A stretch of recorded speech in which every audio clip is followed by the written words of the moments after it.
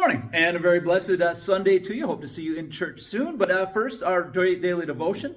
The title for today is "To God Be All Blame." Big question mark after blame there. Suggested reading comes from Lamentations, chapter 6, verses 1 to 6, and then 19 to 26.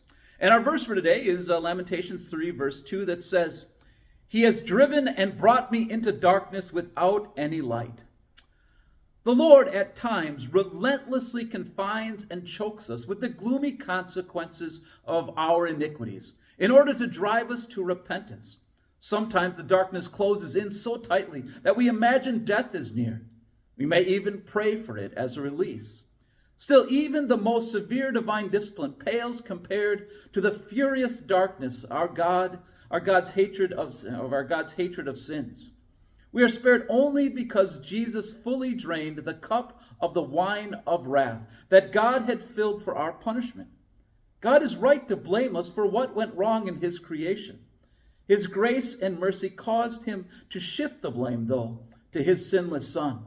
Because of this, Christians will never even taste the wormwood and the gall of eternal torment for their own sins.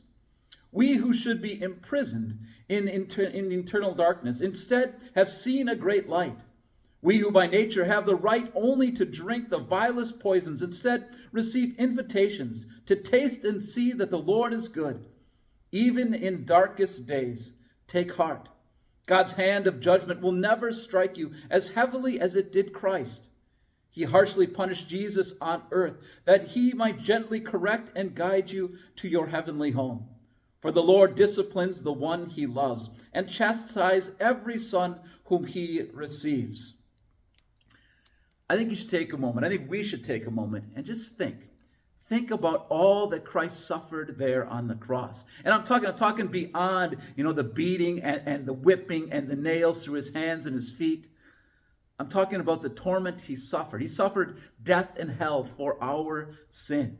And don't just think your sin either. Think every person for all time.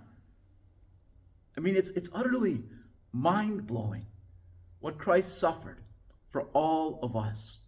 What he suffered for me, what he suffered for you. How could we not be repentant? Well, I pray you have a very blessed day, and we'll see you in church shortly.